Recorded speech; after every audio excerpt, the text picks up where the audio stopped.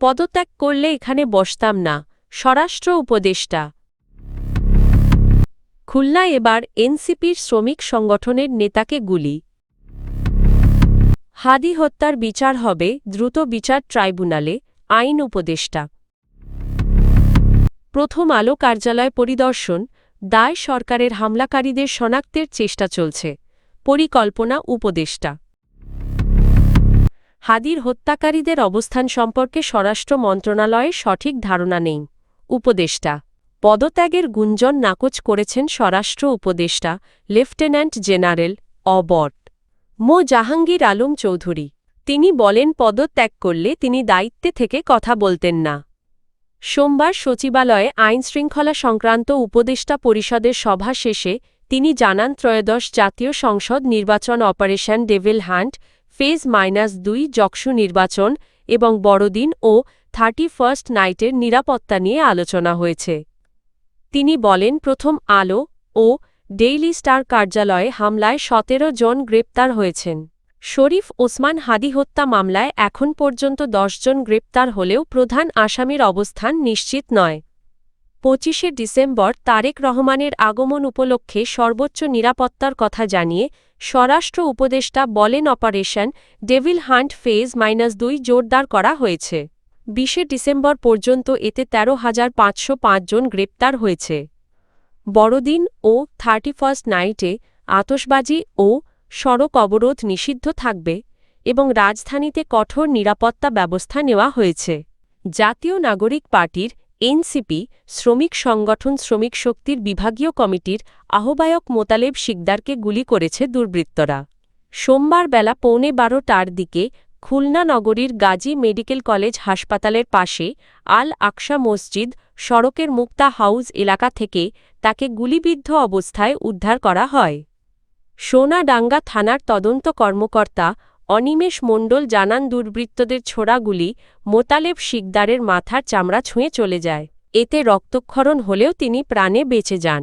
তাকে Khulna medical college হাসপাতালে ভর্তি করা হয়েছে এবং বর্তমানে তিনি আশঙ্কামুক্ত। ঘটনার কারণ ও জড়িতদের শনাক্তে তদন্ত চলছে বলে জানিয়েছে পুলিশ।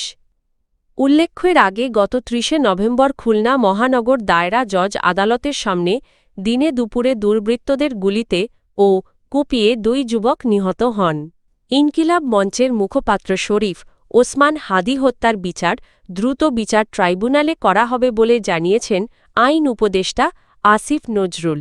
সোমবার বিকেলে নিজের ভেরিফাইড ফেসবুক পোস্টে তিনি এ তথ্য জানান। পোস্টে আসিফ নজরুল বলেন দ্রুত বিচার ট্রাইব্যুনাল আইন -2002 এর 10 ধারা অনুযায়ী পুলিশ প্রতিবেদন দাখিলের পর সর্বোচ্চ 90 দিনের মধ্যে বিচার কার্যক্রম সম্পন্ন করা হবে। এর আগে সোমবার দুপুরে রাজধানীর শাহবাগে জাতীয় জাদুঘরের সামনে জরুরি সংবাদ সম্মেলন করে ইনকিলাব মঞ্চ।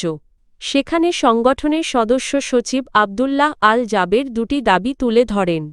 দাবিগুলো হল দ্রুত বিচারিক ট্রাইব্যুনাল গঠন এবং বিচারিক কার্যক্রমে সহায়তার জন্য FBI ও স্কটল্যান্ড ইয়ার্ডের মতো আন্তর্জাতিক পেশাদার গোয়েন্দা সংস্থার সহযোগিতা নেওয়া। প্রধান উপদেষ্টাকে উদ্দেশ করে আব্দুল্লাহ আল জাবের বলেন এত বড় হত্যাকাণ্ডের বিচার নিয়ে সরকার কি পদক্ষেপ নেবে তা এখনও স্পষ্টভাবে জানানো হয়নি। তিনি অভিযোগ করেন বিচার নিশ্চিত না করে নির্বাচন দেওয়া গ্রহণযোগ্য হবে না। তিনিও বলেন নির্বাচনের আগে অবশ্যই হত্যার বিচার নিশ্চিত করতে হবে, আগে কোনো নির্বাচন নয়।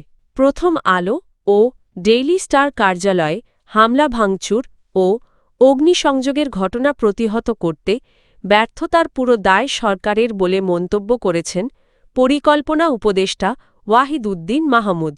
তিনি বলেন ঘটনার পেছনে নানা অজুহাত দেওয়া গেলেও শেষ পর্যন্ত এর সম্পূর্ণ দায়দায়িত্ব সরকারেরই। সোমবার দুপুরে রাজধানীর কারওয়ান বাজারে অগ্নিসংযোগে ক্ষতিগ্রস্ত প্রথম আলো কার্যালয় পরিদর্শন শেষে তিনি এসব কথা বলেন। পরিকল্পনা উপদেষ্টা জানান ঘটনার সঙ্গে জড়িতদের শনাক্ত করে আইনের আওতায় আনতে সরকার কাজ করছে এবং এর ফলাফল জনগণ দেখতে পাবে। ওয়াহিদুদ্দিন মাহমুদ বলেন বাংলাদেশের ইতিহাসে এমন ঘটনা সংবাদপত্রের জন্য একটি কালো রাত। দেশের শীর্ষস্থানীয় 2টি গণমাধ্যমে হামলা ও অগ্নিসংযোগে সংবাদকর্মীদের জীবননাশের আশঙ্কাও তৈরি হয়েছিল, যা গণমাধ্যমের জন্য অত্যন্ত উদ্বেগজনক। তিনি আরও বলেন, উচ্ছৃঙ্খলতা ও নৈরাজ্য গণতন্ত্রের ভাষা নয়। দেশ একটি সুষ্ঠু নির্বাচনের দিকে এগোতে চায়, তাই সবাইকে শৃঙ্খলার মধ্যে ফিরে আসতে হবে। মতাদর্শ ভিন্ন হতে পারে, তবে সাংস্কৃতিক বৈচিত্র্য ও সংবাদপত্রের বাকস্বাধীনতা রক্ষা করাই গণতন্ত্রের মূল আদর্শ। এই আদর্শ থেকে বিচ্যুত হলে জনগণের প্রত্যাশিত গণতান্ত্রিক উত্তরণ সম্ভব হবে না। স্বরাষ্ট্র উপদেষ্টা লেফটেন্যান্ট জেনারেল অব মো. জাহাঙ্গীর আলম চৌধুরী জানিয়েছেন, ইনকিলাব মঞ্চের মুখপাত্র শহীদ ওসমান হাদির হত্যাকারীদের বর্তমান অবস্থান সম্পর্কে স্বরাষ্ট্র মন্ত্রণালয়ের কাছে সুনির্দিষ্ট তথ্য নেই। সোমবার স্বরাষ্ট্র মন্ত্রণালয়ে কোর কমিটির বৈঠক শেষে সাংবাদিকদের ব্রিফিংয়ে তিনি এ কথা জানান। স্বরাষ্ট্র উপদেষ্টা বলেন, হত্যাকারীদের অবস্থান জানা থাকলে তাদের ইতোমধ্যেই গ্রেপ্তার করা হতো। তারা দেশে কিংবা দেশের বাইরে থাকতে পারে, তবে সঠিক অবস্থান নিশ্চিত হলে দ্রুত আইনশৃঙ্খলা বাহিনী ব্যবস্থা নেবে। তিনি আরও জানান, হাদি হত্যাকাণ্ডের মূল হোতাকে শনাক্তে আইনশৃঙ্খলা বাহিনী সক্রিয়ভাবে কাজ করছে এবং হত্যার মূল পরিকল্পনাকারী হিসেবে ফয়সালের পরিচয় নিশ্চিত করা হয়েছে। এদিকে পদত্যাগের গুঞ্জন প্রসঙ্গে জাহাঙ্গীর আলম চৌধুরী বলেন, তিনি পদত্যাগ করলে স্বরাষ্ট্র মন্ত্রণালয়ে দায়িত্ব পালন করতেন না, যা থেকেই গুঞ্জনটির অসারতা স্পষ্ট।